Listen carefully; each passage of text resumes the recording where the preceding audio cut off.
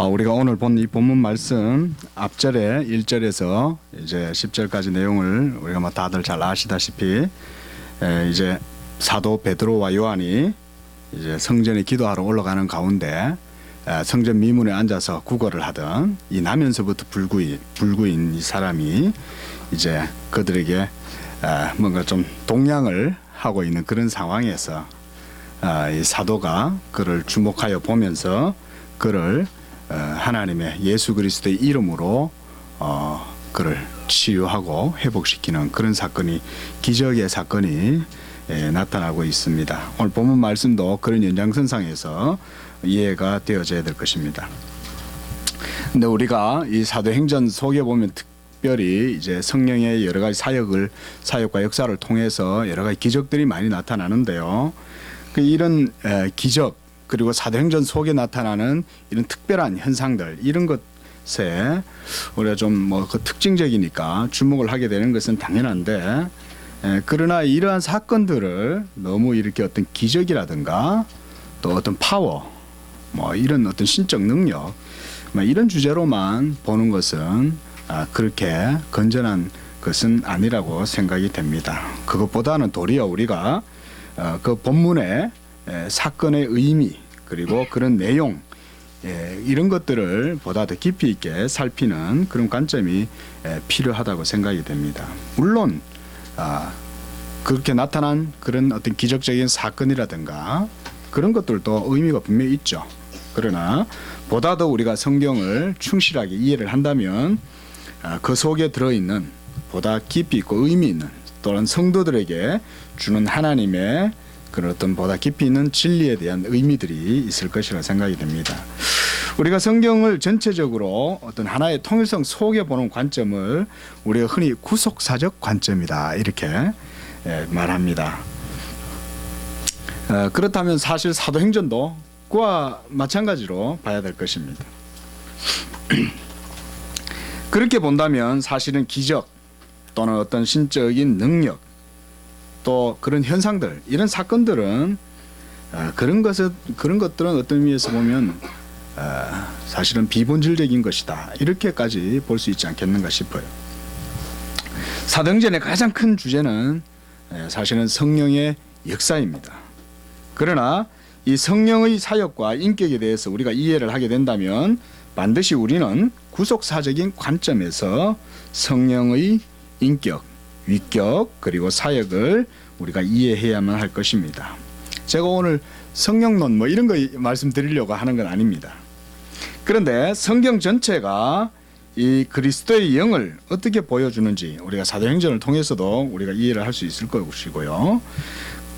그러한 관점에서 본다면 오늘날 우리가 보면 무분별한 은사주의라든가 또는 어떤 교단에서 지향하는 그런 어떤 신비주의적이고 어떤 그런 맥락에서 성령을 이해하는 것은 우리가 비성경적인 것이다, 이렇게 이해를 할 수가 있을 것입니다. 또 오늘날 목회 현장도 보면 여러 가지 이런 은사적이고 그리고 신비주의적인 그런 방법으로 목회를 추구하는 그런 경향들도 많이 나타나는데요.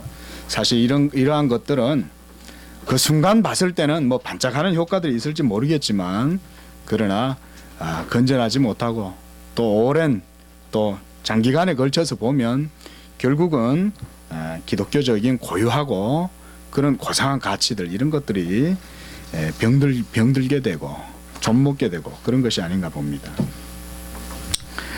자, 오늘 이제 사도가 이 안전뱅이를 일으켰습니다.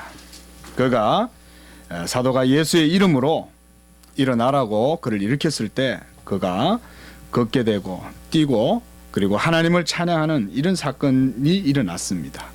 그리고 그 일을 목격한 사람들은 매우 놀라워하고 그리고 그런 능력과 기적을 행하신 하나님을 찬양했습니다.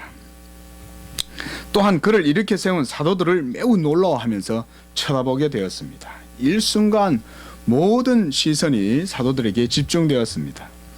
그러나 그때 사도는 그 능력과 기적의 주체가 바로 자신들이 아니라 하나님의 권능인 것을 설명하는 것이 이제 본문의 내용이었습니다. 사도는 이러한 기적의 사건을 통해서 그 자체의 현상이 아니라 그 사건의 의미, 그 사건의 본질 이런 것을 해석해주고 있다는 거예요.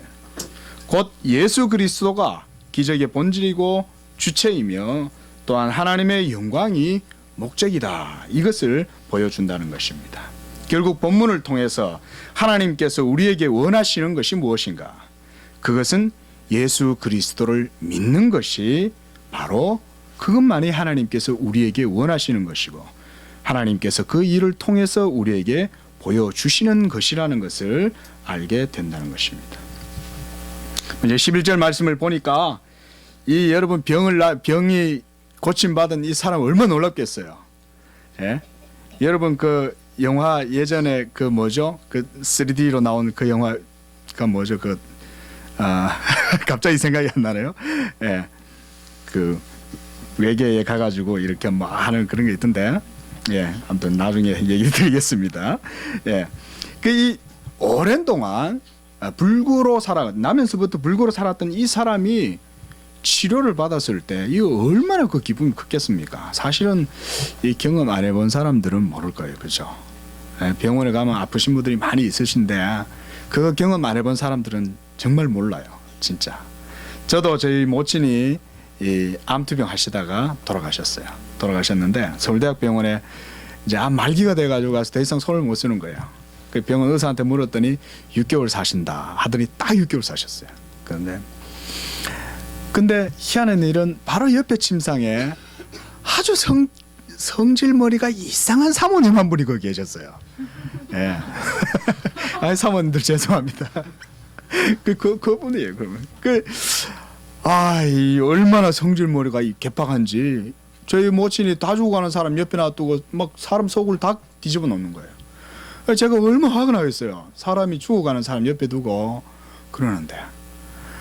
그래 또 목사님 사모님이라니까 저분이 도대체 왜 저러나 이러고 있는데 놀라운 일이 생겼어요. 그분은 섬에서 목회하시는 목사님의 사모님인데 2개월 더 못 사신다고 그래서 급히 병원에 오신 거예요. 그래서 서울대학병원에 와서 이제 재발하셨던가 봐요. 그래가지고 온 병원에서 다시 검사하고 이렇게 했는데 2달 산다 이렇게 됐는데 이분이요 저희가 이제 병원에 입원했는데 보니까요 이분이 저희와 한 보름 조금 더 있다가 같이 있다가 퇴원을 나가셨어요. 그 재활 치료 이런 거 이제 교육받고 나가셨는데 어느 날 이분이 있던 모든 몸에 퍼져 있던 암세포가 싹 다 사라졌어요. 그래가지고 서울대학병원 의사들이 막 어떻게 된 거는 오진했냐 이래가지고 막 다시 검사를 다 하고 있는데 깨끗한 거예요. 여러분 가장 부러운 사람이 누굴까요? 예? 가장 부러운 사람이 바로 저희 어머니셨겠죠. 그 다음에 저였죠. 너무 부러운 거예요. 이야, 저희 어머니가 아직도 그게 이 가슴에 콱 박혀 있어요. 저희 모친이 저녁 때 휠체어를 끌고 제가 이렇게 병동을 나가는데 저보고 그런 거예요. 하나님은 왜 저 사람은 살려주고 나는 안 살려주시나? 그러시는 거예요. 내가 그 말이 이 목사인 아들이 듣고 있어도 뭐 어떻게 해줄 수 있는 말도 없고 그렇잖아요. 아무리 어머니라도 아무 안 했어요. 그랬는데 그 다음날 저녁 때 되니까 저희 어머니가 웃으시면서 그러시는 거예요. 야, 참 저렇게 성질도 개굽고 저렇게 못났는데도 하나님 은혜가 크구나 이가시는 거예요. 하나님 은혜가 너무 커서 참 저렇게 내가 볼 때 저렇게 못나 보여도 하나님은 사랑하셔서 고쳐주시는가 보다 이러시더라고요. 나도 그래도 마음에 한편 또 위로가 되는 거예요. 어머니가 그래도 마음을 그렇게 스스로 또 정리를 하시니까. 예. 자, 여러분, 이 참 기적이라는 게 참 놀랍죠. 그런 거 보면 그죠. 바로 옆에 침상에 있던 그분은 그래가지고 좀 이따 저희 본 앞에서 뭐 교육 다시 받고 이러고는 퇴원해 가셨어요. 지금 섬에 가셔서 뭐 깨끗하게 목회 잘 하실는지 잘 모르겠지만, 예, 하여간 참 하나님 은혜를 다시 생각해 보게 되었습니다. 그때. 이 사람도 뭐 두말 할 거 없겠죠. 일평생부터 나면서부터 앉아서 기어다니고 남들한테 걸식이나 하고 이렇게 살던 사람이 이 치료를 받았으니까 얼마나 놀랐겠어요. 그 순간의 그 충격이라고 하는 것은 진짜 우리가 가히 상상하기 어려울 것입니다. 갑자기 일어나게 된 거죠. 불뚝 갑자기. 그 전날 뭐 돼지꿈이라도 꿨을까요? 그런 것도 없었을 거예요. 왜냐하면 하나님의 역사이기 때문에 하나님께서 아무런 암시도 안 주고 하셨을 가능성이 많아요. 네. 근데 사도가 예수의 이름으로 그를 일어나라고 명하고 그를 붙들고 일으키니까 이 사람이 벌떡 일어났다 그랬어요. 벌떡 일어나고 뛰고 뭐 얼마나 놀라겠어요. 뭐 저 같으면 뭐 온 천지 다 돌아다닐 거예요. 네. 여러분, 이런 기적이라고 하는 것, 우리가 이 기적 현상만 보면 사실은 참 우리가 이성이 마비돼 버리죠. 사실 그 자체만 생각하면 그렇죠. 그렇지 않습니까? 그런 일이 일어났다고 생각하면 얼마나 그 당혹감뿐만 아니라 이 놀라움이 이게 뭐 이루 말로 할 수 없는 것이죠. 예. 그런데 여러분, 우리가 한번 가만히 생각해 보십시오. 하나님께서 하신 일이라면 사실은 그건 당연한 일 아니냐. 우리가 또 이렇게 생각해 볼 수 있죠. 예. 우리와 하나님은 아니지만, 예. 우리 자신들이. 그러나 살아계시고 전능하시고 온 천지와 만물을 말씀으로 창조하신 그분이라면 능히 그런 일들은 충분히 하실 수 있는 것이죠. 예. 우리가 생각하는 기적이라고 하는 것은 사실은 그래서 보면 매우 협소한 의미예요. 매우 제한적이고 이런 것을 이해해요. 뭐 일상적으로 보편적인 자연질서, 법칙, 그리고 이치에 맞지 않는 놀랍고 비상한 우리의 상식을 벗어나고 초월한 어떤 사건, 설명할 수 없는 현상, 이런 것 정도로 우리가 기적이란 말의 의미를 정의를 할 수 있겠지만, 그러나 기적의 주체를 생각한다면 기적이라고 하는 것의 의미를 보다 더 넓게 생각해 볼 수 있겠죠. 성경적 입장에서 기적을 이해한다면, 그렇다면 우리가 어떻게 이해를 해야 되겠는가? 실질적으로 이 기적이라는 의미가 매우 보편적이고 사실은 평범한 우리의 일상 가운데 일어나는 것이라는 것을 우리가 좀 기억할 필요가 있다는 거예요. 아, 무슨 말씀인가? 기적이 보편적이라니. 일상 가운데 늘 우리가 마주대하고 있다니. 여러분, 눈을 크게 뜨고 눈에 힘을 주고 모든 역사와 사물과 사태와 일어나는 모든 일에 신경을 곤두세우고 뭐 그렇다고 막 편집증적으로 살아라는 얘기가 아니고요. 예? 집중해서 가만히 보세요. 여러분들 자신에게만 관심을 갖지 말고 우리의 주변에 눈을 돌리고, 눈을 들어 산을 보라 그랬어요. 우리의 주변 상황들을 돌아보고 그 모든 되어지는 일들과 모든 자연 만물의 섭리까지도 천천히 헤아려 보세요. 철학자는 아니지만 하나님께서 창조하신 그 세계를 하나님의 영광의 극장을 관람하는 듯한 자세로 본다면 여러분, 작은 것 하나조차 여러분 기적이 아닌 게 없어요. 저도 요즘 기적을 경험하고 있죠. 놀랍더라고요. 놀라워요. 아유, 어떡해, 어디서 나왔지? 막 이런 생각이 든다니까요, 진짜. 에? 뭐 웃는 것도 안 가르쳐줬는데 지가 막 자다가 막 하하하하 그거 웃고 막 이래요. 기가 막히는 거예요. 에이구, 예? 말도 또 잘 알아듣더라고요, 조그만한 게. 아, 이게 또 참 또 오버하신다 이렇게 하겠지만, 아닌 것 같아요. 놀라워요. 기적이에요. 진짜. 여러분, 그거 보입니까? 여러분, 작은 것 하나조차 다 기적이죠. 하나님께서 창조하신 그 어느 것 하나조차도 기적이 아닌 게 없어요. 예? 그 이 자연 만물 물리적 세계만 바라봐도 그 안에도 우리가 이해할 수 없어요. 예전에 물리학 선생님이 저한테 그러는 거예요. 목사님, 신학하시는 분들은 대단해요. 이러는 거예요. 난 물리학 선생님이 더 대단해 보이는데 어째 그 어려운 물리학을 합니까? 그랬더니 그러시는 거예요. 물리 세계를 깊이 들여다보면 그 마지막에 들어가면 더 이상 이해할 수 없고 해석할 수 없는 것에 도달합니다. 그때 가갖고는 신학이 없으면 이해할 수가 없습니다. 이런 거예요. 결국 그게 뭐 우리 신학하고 다 맞닿는 논리인데요. 그 얘기죠. 이건 마찬가지죠. 역사도 마찬가지죠.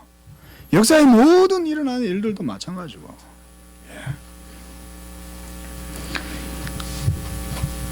그러나 우리가 일상적이고 평범한 의식의 상태에서는 그야말로 육적 상태로 우리가 눈이 멀어 있는 게 이게 문제인 거예요.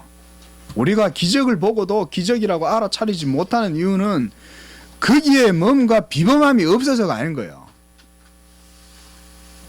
예? 우리의 눈이 닫혀 있고 감겨 있고 우리의 육적인 상태에 우리가 깊이 침잠해 있기 때문에 그런 거예요. 이 기독교 강요에서 존 칼빈 목사님이 재미있는 표현을 썼습니다. 우리 인간을 보고 뭐냐면 두더지와 같다. 두더지. 우리는 두더지와. 여러분 두더지 아세요? 두더지 보셨어요? 안 잡아보셨죠? 예. 예. 두더지를 이렇게 저는 예전에 잡아봤습니다. 시골에서. 근데 두더지 보면 눈이 있긴 한데 눈이 지 역할을 못해요. 네. 못 본다는 거죠. 그걸 두더지 비유를 해요. 자, 여러분 이렇게 우리가 너무 기적에 굳이 마음을 빼앗기거나 정신을 거기다 다 빼앗길 필요는 없다. 그러나 오늘 우리가 기억해야 할 것은 이 기적의 의미입니다. 기적은 가시적으로 나타나는 현상이고 그리고 추상적인 관념이 아니고 현실에 드러나는 실제적인 사건이었어요. 당연히 사람들은 기적의 주체가 바로 이 사도인 베드로와 요한이라고 생각했겠죠. 그러나 우리는 사도의 이 말을 주의해서 보아야 돼요. 12절 말씀 보면 우리의 개인의 경건과 권능과 경건으로 이 사람을 걷게 한 것처럼 왜 우리를 주목하느냐 그랬습니다. 이 기적의 주체와 능력은 사도들 자신의 것이 아니라 바로 다른 데 있다는 거예요. 다른 데. 왜 우리를 주목하느냐 그랬어요. 사도는 이제 이 사건의 본질과 의미를 해석해 주려고 하고 있습니다. 사람들은 무지몽매해서 기적이 나타나게 되면 모든 정신을 빼앗기고 거기에 휩쓸려 버려요. 그러나 사도들은 자신들이 영광을 취하지 않고 오직 하나님께 모든 영광을 돌릴 뿐만 아니라 이 기적의 성경적이고 구속사적인 의미를 설명해 주고 있습니다. 우리가 이런 것에 사도행전에서 좀 주목해서 봐야 된다는 거예요. 13절 말씀 보니까 먼저 설명하기를 아브라함과 이삭과 야곱의 하나님을 먼저 거론해요. 베드로. 여러분 베드로 사도가 보면 성격이 좀 제가 좀 베드로 같다 이런 소리를 많이 듣거든요. 성격 좀 급하고 좀 다혈질적인 것 같고 막 이렇다고. 근데 그거 좀 오해 같은데 저는 뭐 조금 제가 좀 사도 요한 비슷하지 않나? 이 말 들으면 누가 또 웃으시겠다. 예. 자, 여러분 사도는요 이 기적의 사건이 일어났을 때에 이 권능과 사건의 본질적인 의미를 성경적으로 설명하려고 하는 거예요. 여러분 베드로는 항상 무슨 일이 일어나면 너희가 보고 있는 이 일은 성경에 이르건대 이러면서 구약 성경을 쫙 일장 연설했어요. 항상 그랬어요. 이 모든 기적과 사건의 핵심은 바로 요약하면 예수 그리스도시라는 거예요. 특히 사도는 예수 그리스도를 증거하면서 아브라함과 이삭과 야곱의 하나님을 언급하고 있는데 이는 예수 그리스도의 구속의 사역을 언약사적으로 이해하고 있다 이 얘기입니다. 언약사적이다 그러니까 뭔 얘기지 싶죠. 우리가 흔히 말하는 우리가 개혁신학에서 구속사라는 표현 쓰지 않습니까? 그 구속사적 관점이다 이렇게 이해하면 되겠습니다. 그리고 이분들이 바로 우리 조상의 하나님이라고 말씀합니다. 구약의 모든 율법과 선지자의 가르침과 구약의 역사 전체를 의미하는 것으로서의 하나님, 그 하나님이라는 거예요. 그 하나님. 여기서 사도는 우리 조상의 하나님이라고 그랬는데 이 하나님은 바로 이스라엘의 하나님 야훼, 여호와를 말씀하는 거예요. 이 여호와는 삼위일체 하나님. 우리가 교리 공부나 우리 목사님 늘 말씀하실 때 예수 그리스도의 하나님 그러면 누구라 그러죠? 누구예요? 예수 그리스도의 하나님 그러면 어느 윗격을 지칭하는 거예요? 성부시죠, 그렇죠? 그런데 여기서 우리 조상의 하나님이라고 하면 성부, 성자, 성령 삼일째 하나님을 말하는 거예요. 그분이 이스라엘과 언약을 맺으시고 이스라엘의 모든 역사를 이끌어 오신 그 하나님 한 분 여호와를 의미하고 있습니다. 그리고 그의 종 예수를 영화롭게 하셨다 그랬습니다. 여기서 우리가 더 주목을 해야 돼요. 바로 여기에서 사도들의 다음의 증거에 주목을 해야 되는데, 하나님께서 예수 그리스도를 높이시고 그를 영화롭게 하셨다는 거예요. 이는 사도 바울이 이 성경을 이해하고 있는 것과 사실 동일한 거라고 할 수 있습니다. 우리 늘 오늘도 우리 읽었죠. 빌립보서, 그렇죠? 빌립보서 2장 말씀 보면, 이름으로 하나님이 그를 지극히 높여 모든 이름 위에 뛰어난 이름을 주사 하늘에 있는 자들과 땅에 있는 자들과 땅 아래에 있는 자들로 모든 무릎을 예수 이름에 꿇게 하시고 모든 입으로 예수 그리스도를 주와 시인하여 하나님 아버지께 영광을 돌리게 하셨다 그랬습니다. 이 말씀도 보면 하나님께서 예수 그리스도 그의 아들을 영화롭게 하셨다는 거예요. 이 말씀이 바로 언약사적인 맥락에서 매우 중요한 의미를 가지는 말씀이라고 하겠어요. 우리도 오후 예배 때 늘 이 빌립보서 2장의 이 말씀을 늘 낭독하죠. 네. 베드로 사도는 지금 이 기적의 사건을 예수 그리스도에게로 연결지어서 구속사적인 관점에서 해석을 해주고 있는데, 이는 곧 하나님께서 그 종 예수를 높이시고 영화롭게 하시는 사건이라는 거예요. 기적 자체가. 그러니까 우리가 기적이라고 하는 그 자체의 현상에 우리가 마음과 눈과 정신을 빼앗기면 안 되겠죠. 그것이 아니라 그것의 의미에 집중해야 되겠죠. 이게 뭔가. 사도가 그걸 지금 설명해 주고 있는 거예요. 이 기적의 의미를.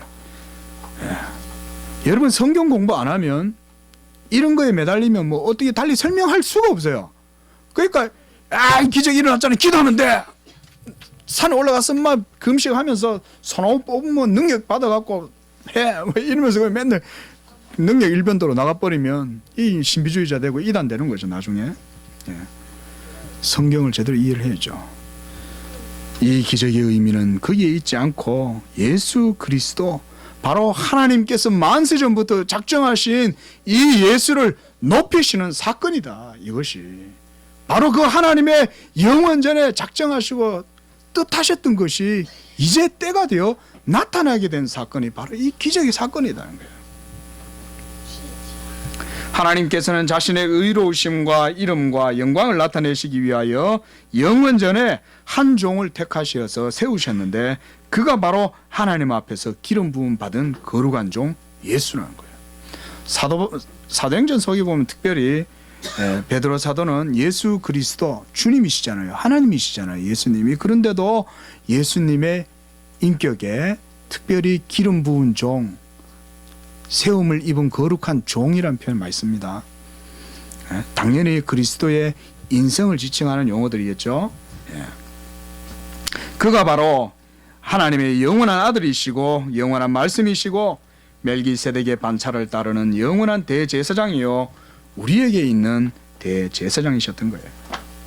이제 영원하신 아들께서 아버지의 영원한 언약을 쫓아서 택자들의 머리가 되시고 때가 참에 여인에게서 나시고 성육신 하시어서 율법 아래에 나셨어요. 갈라디아서 4장 4절 말씀이죠. 때가 참에 율법 아래에서 이 아들이 나셨다는 거예요. 모든 구원의 역사를 십자가로 감당하시고 성취하셨습니다. 우리는 이러한 구속 사역의 관점을 언약적으로 진술하고 있는 말씀을 빌립보서 2장 6절에서 11절에서 우리가 자주 보는 말씀인 거예요.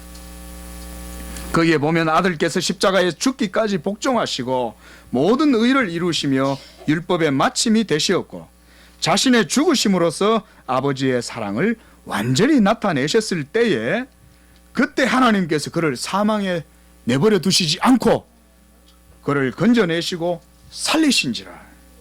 사도행전 바로 앞에 있죠. 2장 32절 말씀에 사도가 맨날 설명하는 거예요.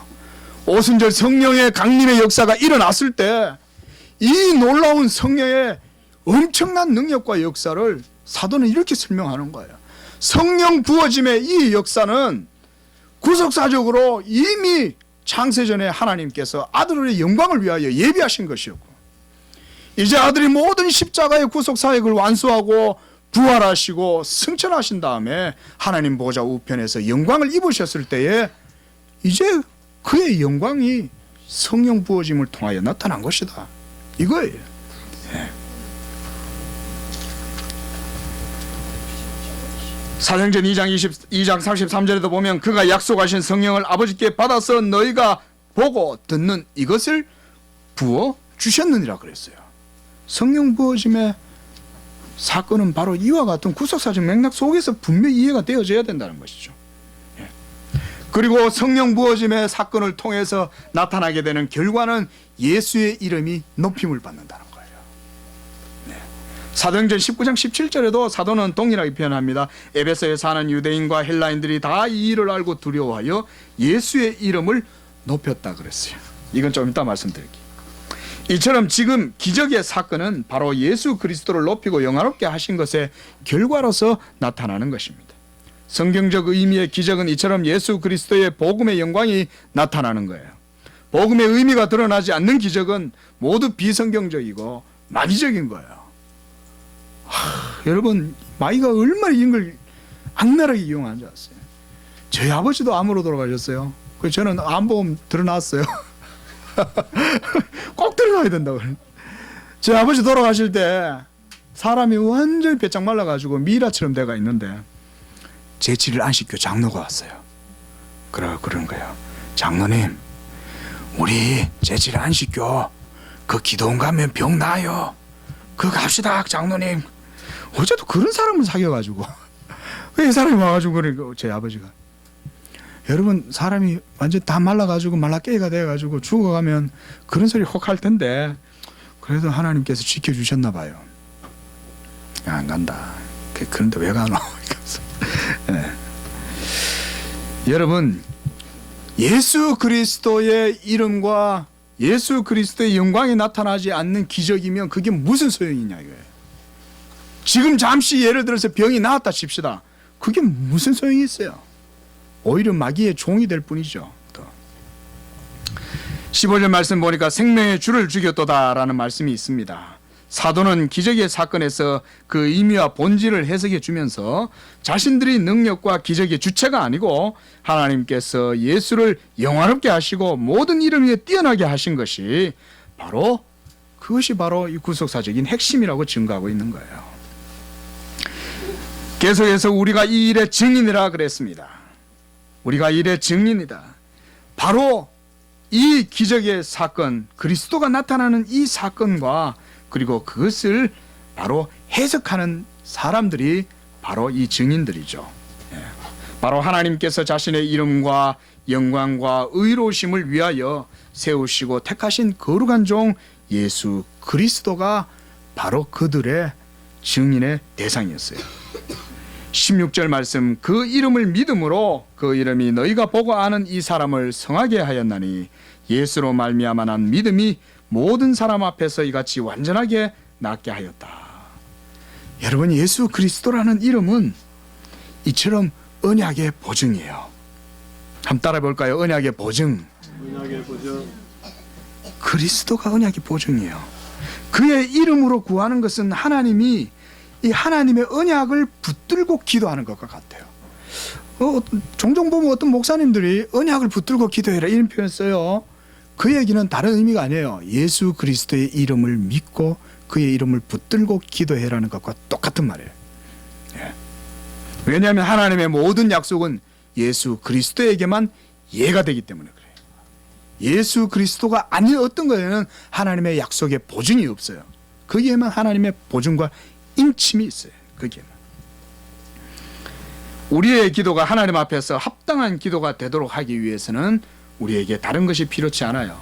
물론 기도할 때 겸손하게 겸비하고 경외심을 가지고 나의 말을 모두 줄이고 오직 하나님의 음성을 듣는 이런 방법들도 필요하겠지만 가장 신학적으로 중요한 건 하나님께 드려지는 합당한 기도, 하나님이 들으시는 기도.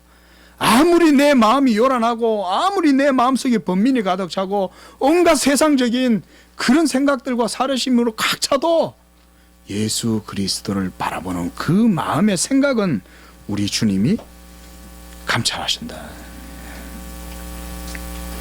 예수의 이름에 하나님의 모든 은총의 약속과 보증과 인침이 있는 거예요. 그래서 예수의 이름으로 기도하라 그랬어요. 우리 주님도 마태복음 18장 19절에 보면 무엇이든지 구하면 하늘에 계신 내 아버지께서 그들을 위하여 이루게 하시리라 그랬어요.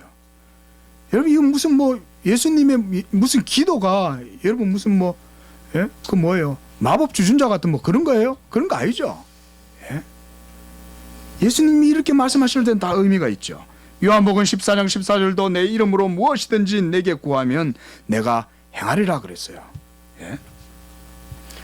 요한복음 16장 23절에도 내가 진실로 진실로 너희에게 이르노니 너희가 무엇이든지 아버지께 구하는 것을 내 이름으로 주시리라 그랬어요. 여러분 여기서 합당한 기도라고 하는 것은 바로 언약적 기도를 얘기하는 거예요. 예수 그리스도를 믿음으로 그 믿음에 하나님의 보증과 인침이 있기 때문에 하나님께서 언약에 합당한 기도를 들으시겠다고 약속하시는 거예요. 하나님의 은혜를 의지해서 기도해라 이 말씀입니다. 하나님의 은혜를 의지해서. 그런데 조금만 더 말씀 더 드리겠습니다. 보면 마태복음 사도행전 19장에 보면 이 스게와의 7 아들과 마술사들이요, 이 당시에 사도행전에 이런 성령의 역사가 막 일어나니까 사도들을 통해 나타나니까 이 사람들이 이제 그 현상을 본 거죠. 볼 때 뭘 하나 봤더니 예수의 이름을 이용해 가지고 이 귀신들을 악귀를 쫓아내더라 이거예요. 그러니까 이 마술사들과 그리고 이 제사장 스게와의 이 아들 7이 아주 이 망령되게 예? 이제 카피를 한 거예요. 한번 해본 거예요. 나도 한번 해보자. 그랬는데 이 스게와의 7 아들들도 내가 바울이 전하는 예수의 이름으로 빙자해서 명하노니 이랬더니 이 마귀가 내가 바울도 알고 예수도 아는데 너희들은 누구냐 이러면서 이 악기가 일어나가지고 예? 변을 당했죠. 이 스게와 7 아들이. 자, 이 무슨 얘기입니까? 예수의 이름을 주술적으로 사용하는 것은 그것만큼 미련하고 미신적이고 어리석은 게 없다는 거예요. 이 말씀은 곧 그리스도 예수를 믿는 믿음이 아니라면 예수의 이름으로 아무리 주술적이고 미신적으로 외쳐봐도 효험이 없다는 거예요. 예수를 믿는 믿음만이 하나님이 받으시는 기도다.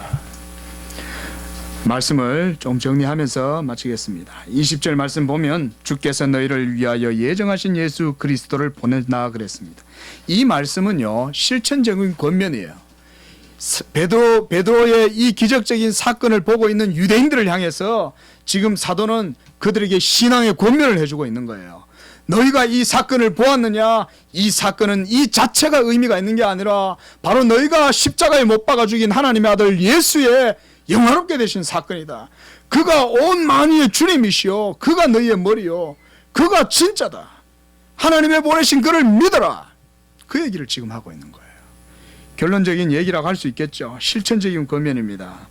건축자들의 버린 돌이 하나님께서 모퉁이 돌을 삼으시고 그로 말미암아 하나님의 거룩한 성전을 세우셨다. 사도는 이러한 설명들을 성경을 통해서 하고 있습니다. 사도 베드로는 이처럼 본문의 기적의 사건을 통해서 기적의 능력과 주체가 바로 예수 그리스도이심을 증거하면서 우리 모두에게 어떤 믿음으로 우리가 하나님께 나가야 되는가를 보여주고 있는 것이라고 하겠습니다. 말씀을 맺습니다. 여러분, 기적은 그 자체로 현상이며 가시적인 것으로 드러나 보이는 것이지만 하나님께서 자기의 영광을 위하여 행하시는 모든 일들의 능력과 모든 일들에는 예수 그리스도의 이름으로 인치고 보증한다는 거예요.